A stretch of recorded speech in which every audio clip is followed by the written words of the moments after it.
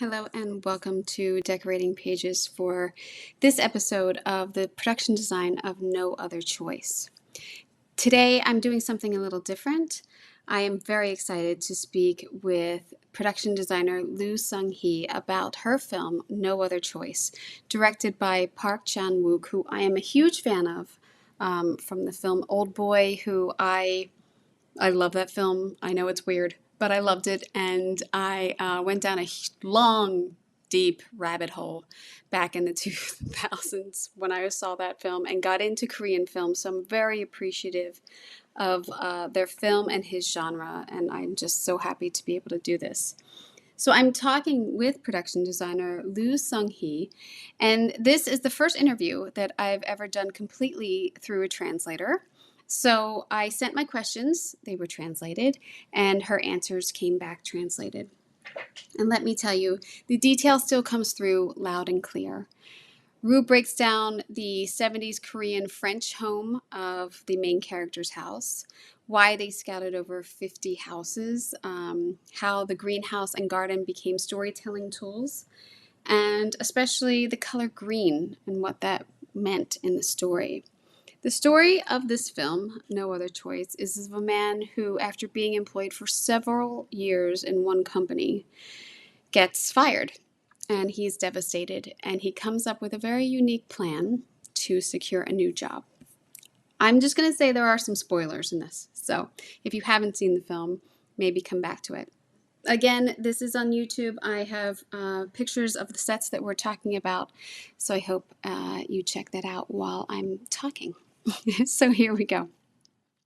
The theme of the film being decisions made but because he has no other choice. Did you have any design choices that you had no other choice while designing this film? Her answer was, in this film, the houses of the three characters involved in the murders are crucial, but with a limited budget, we had to take a location-based approach and renovate only the exteriors. We were able to build the entire interior of the main character Mansu's house as a studio set, but the second location, Brumo's house, needed both the interior and exterior to be visible at the same time. This was the only house that met the requirements and was actually available, which felt hopeless at first. And since we weren't even allowed to repaint the walls, we tried our best to overcome the limitations through decoration. I get that. The music room, where the duel takes place, had to be built as a set, but it was such a critical space that carrying over from the location's white walls and modern aesthetic for the sake of visual consistency simply wasn't an option, and it didn't suit the character at all. In the end, we managed to come up with our own identical internal logic to make it work, but every so often these kinds of nightmarish situations happen. Girlfriend, I hear you. So the second question I asked, what I really appreciate about the film's design is getting to see the interiors of Korean homes. It honestly reminded me of California mid-century in some spaces and Frank Lloyd Wright. What was the discussion of showing the different homes and classes in the sets?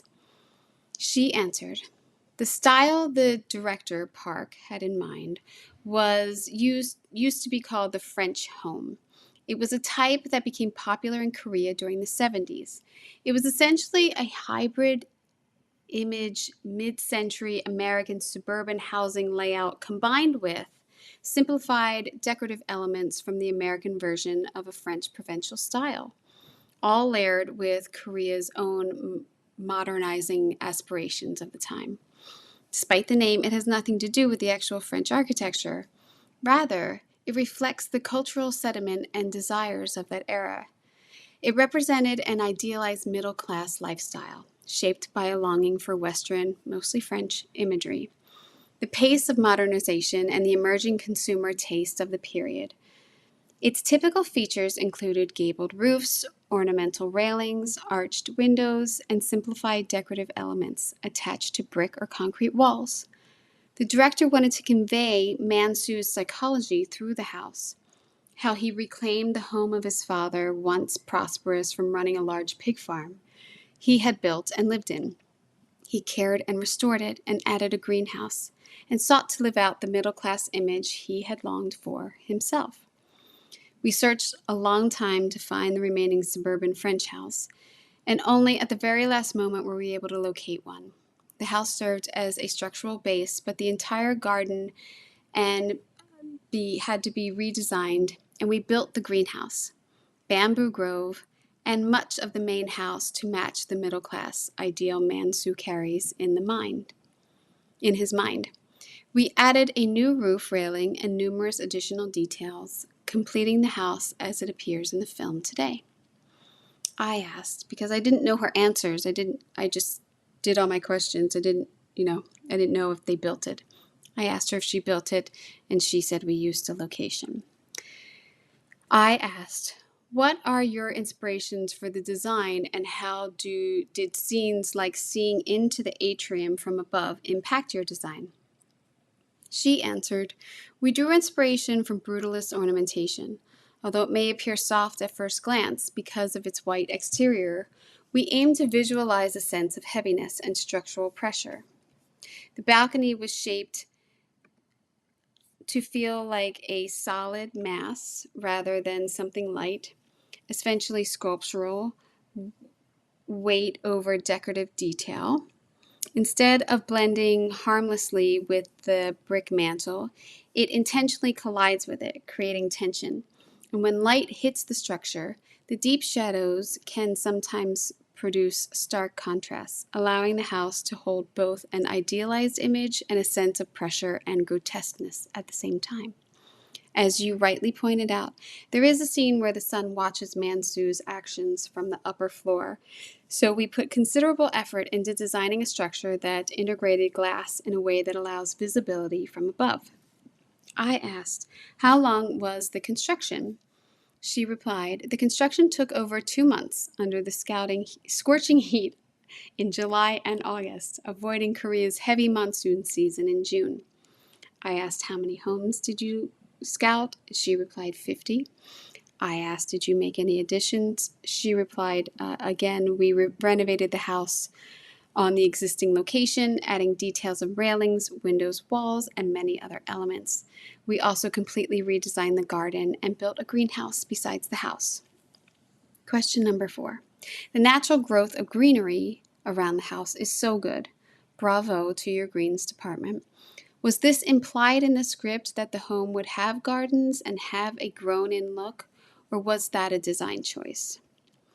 Her response was, plants carry both practical importance and symbolic meaning for Mansu.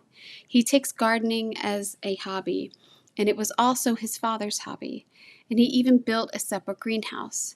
The image of a perfectly middle-class life that he aims for is represented by a beautiful house and garden, and by himself as a family man grilling barbecue for his family. A great deal of care went into creating the garden that expresses his greenery.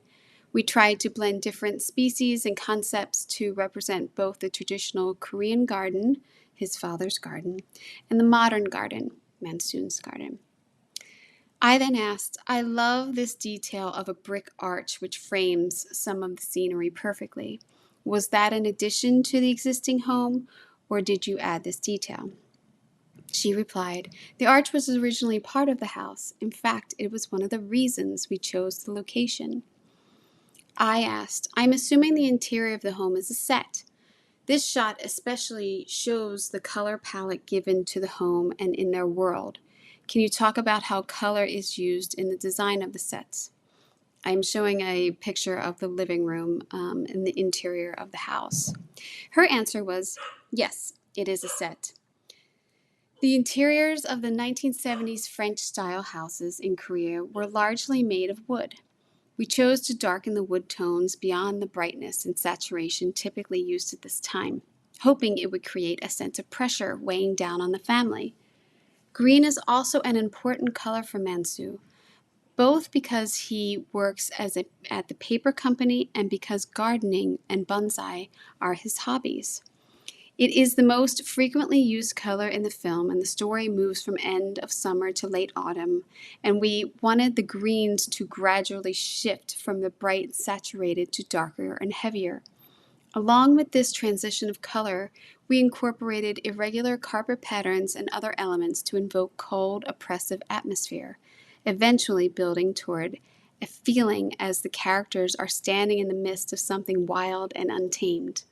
And it does, people. It gets there. It's very tension, and there's a lot of tension in this movie. Number 7 question that I asked, the greenhouse. I love the natural light that comes through the set, and you have the silhouettes of the plants. I'm assuming you designed and built the greenhouse. Was this on stage? Her answer was, because of the many movements in and out of the space, the greenhouse had to be built right next to the house, which functioned as an open set. I designed not only the greenhouse itself, but also the furniture placed inside and their positions.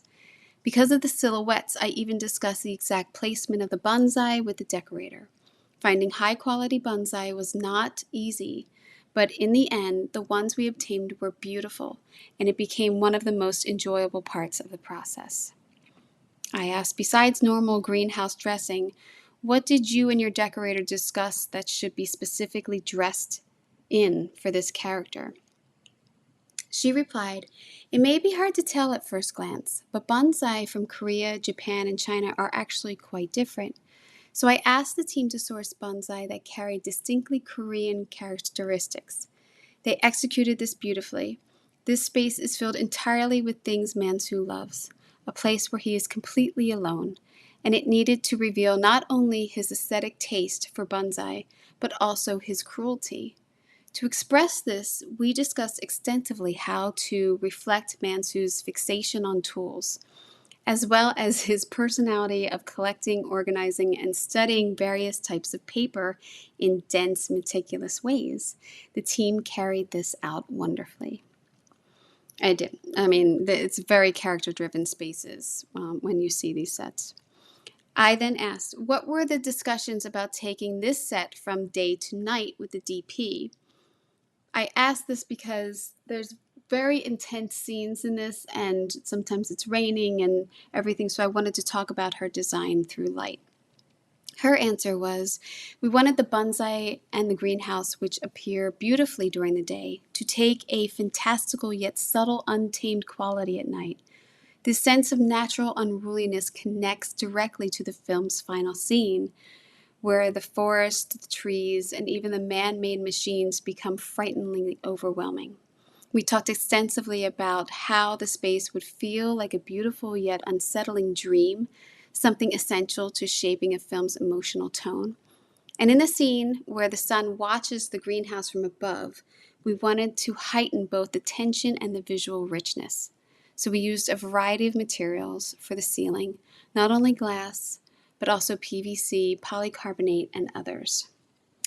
I then moved to another character's house, which is very modern, very stark white, and then a super interesting office space that you should really see.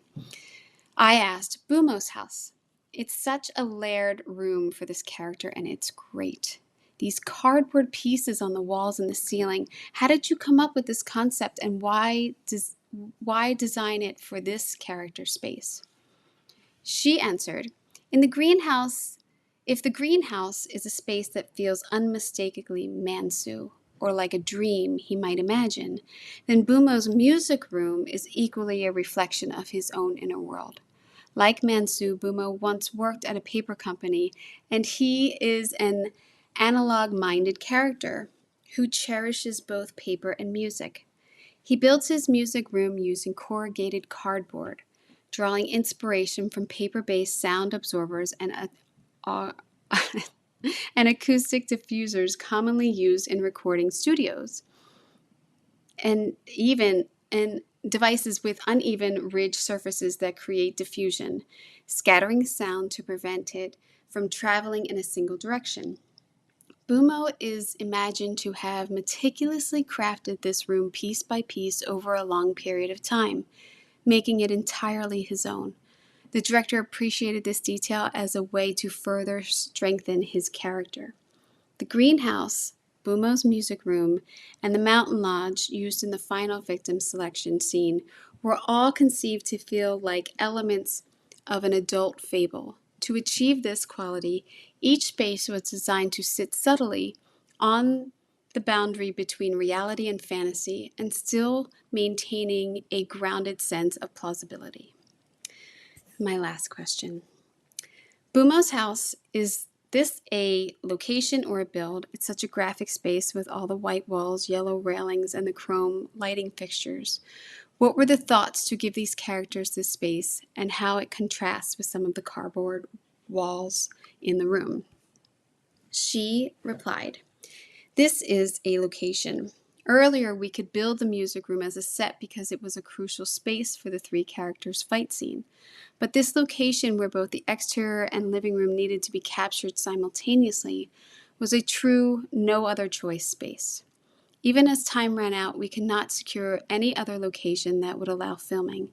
As the production designer, I felt utterly hopeless, but the director appreciated the physical flow that this space created, which allowed the choreography of a one-take sequence. So we had no choice but to work with it. In the end, we developed the rationale this space is controlled by Ara, inheriting it from her father. The exterior, interior, and bedroom all reflect Ara's modern style, with only Bumo's areas stand out, differentiated by the paper diffuser room that he built." I should say Arya is the character's wife. So that's it. Those were the questions I asked.